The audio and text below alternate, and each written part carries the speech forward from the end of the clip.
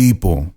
Welcome to another event report where we get a glimpse at an event that has happened in a character's life that involves a lore submission that they chose to write about, that they chose to write a story around. Today, we're going to read a report from the Wanderers about their experience with the Tartarus ring. I thought it would be cool if I started reading these for the first time so that it was like we're both hearing it for the first time. So just to kind of recapture that feeling I had as a kid, reading those Final Fantasy tactic job reports. Good times. I know one thing. This is bound to be a wild one if it involves the Wanderers. Shout outs to you three for really sticking together. I was thinking about something though. Since this is canon, then it must mean that this takes place in the future. And being that you never set foot in Alta,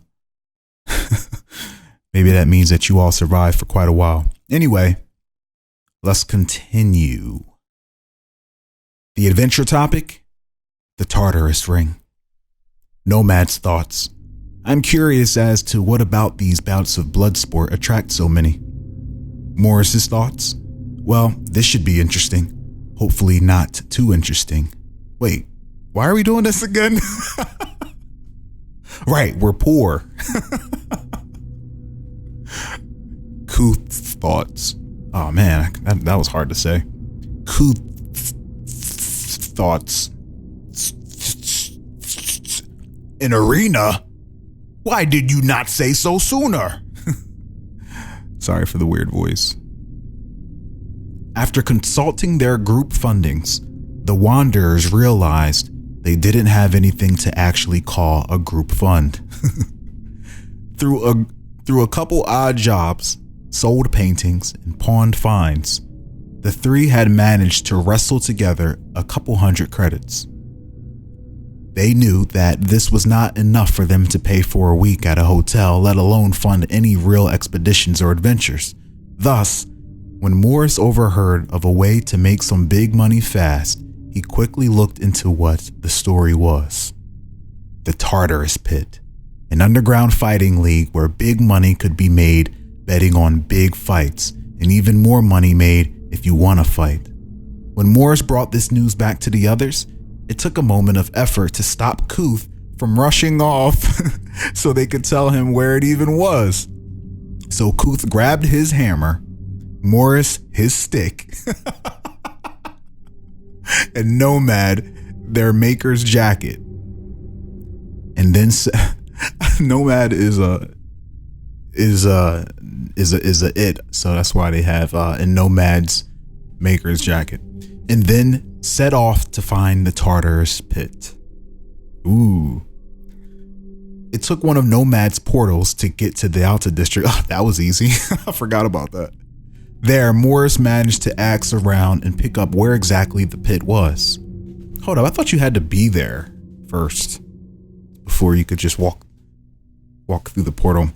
Another portal later, and the three adventurers found themselves at the secret entrance to the Tartarus Pit.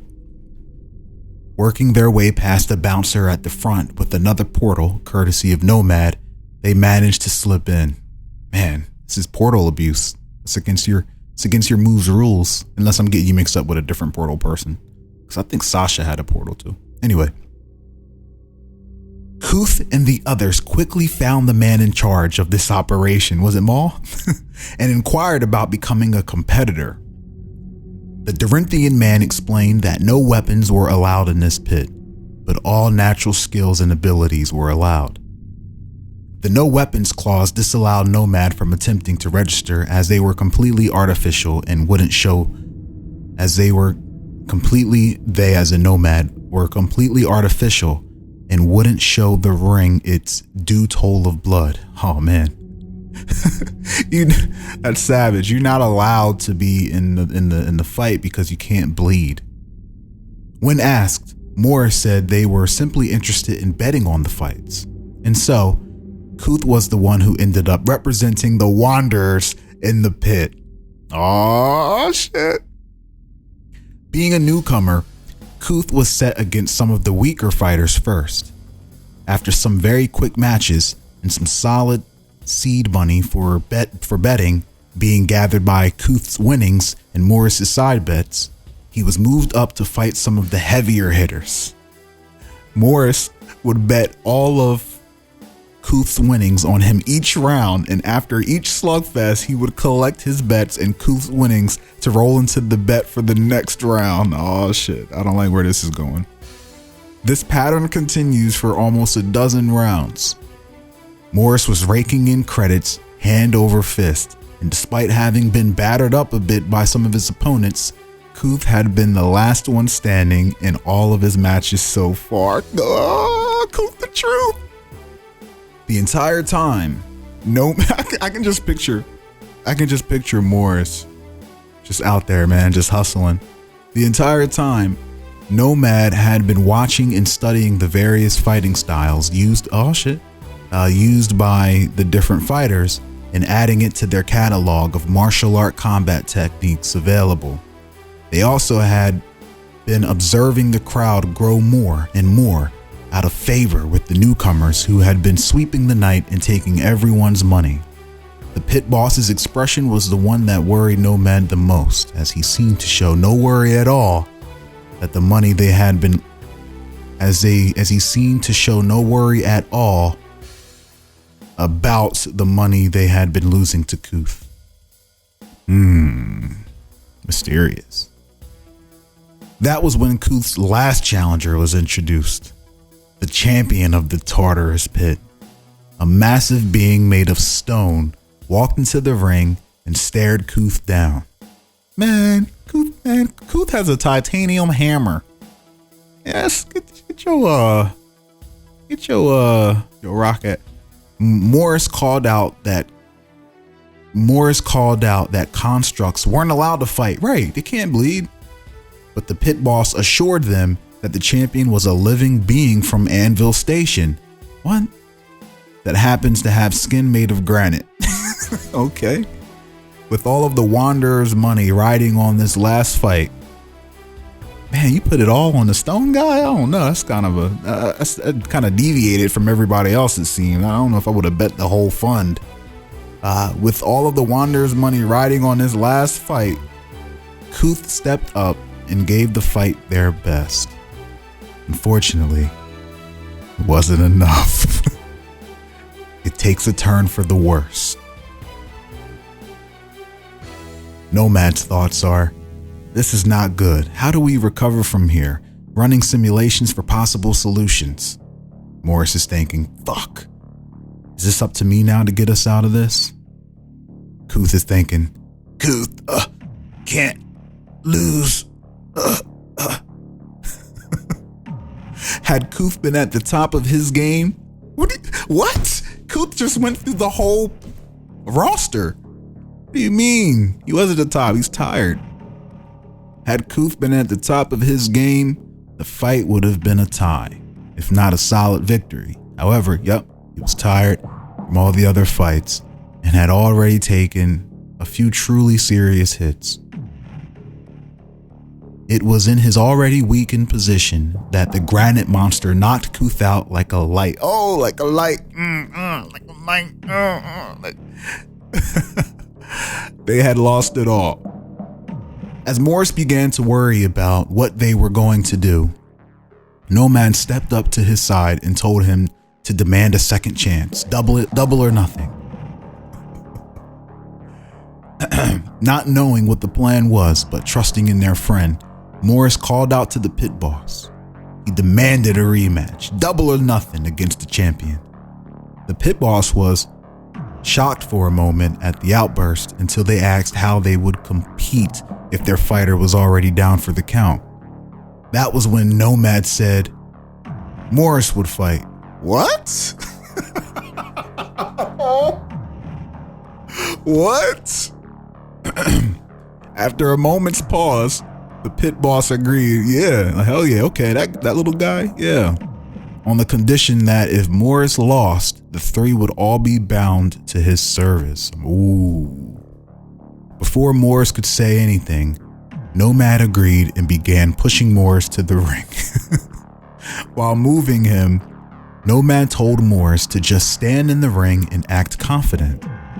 What? With that as their only instruction, Morris put on the bravest face they could and stared. Why are they saying they? Morris is a person, right?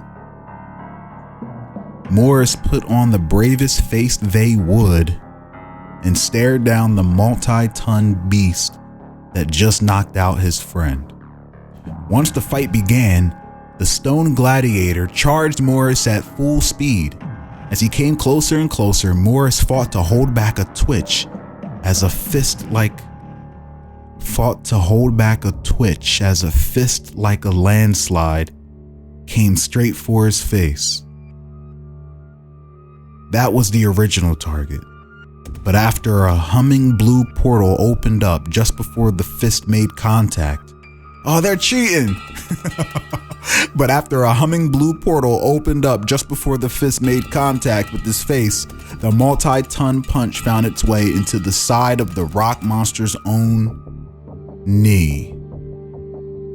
With a sickening, crackling sound, the granite behemoth's knee bent in an unnatural angle as the stone man fell after the unexpected dislocation. He dislocated a rock monster man's knee.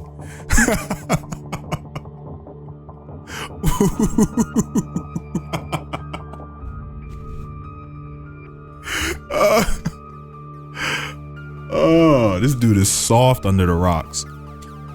After the dislocation, he tumbled into another portal that caused him to continue falling uncontrollably between a pair of them, up and down. Man, y'all are cheating. It was at this point that Morris caught onto Nomad's plan. In an instant of improv, Morris turned to the pit boss. Now, you can see why I didn't want to enter your fighting pit earlier. It wouldn't have been fair to your fighters. But I can't have you taking my money. So if you give me my money, if you give me my original winnings, I will set your champion down in a way that won't leave him smeared across a crater. Damn, this just turned into a robbery. I'll wait till this is over before I add my comments. I'm sorry. You can even keep the other half of the doubled bet. Man. Not wanting to lose their champion fighter, the pit boss reluctantly agreed. Nomad then reversed the portals to cause gravity to begin slowing the granite fighter down until he released him with a bit of a toss. Together, Nomad and Morris picked up Kuth and their winnings from the pit boss. Not wanting to be there for any longer than they needed, they quickly took a portal back to the 13th district. Shortly after, another set of portals retrieved Kuth's hammer and Morris's staff. Oh, that was good, man. That was good. I liked how it...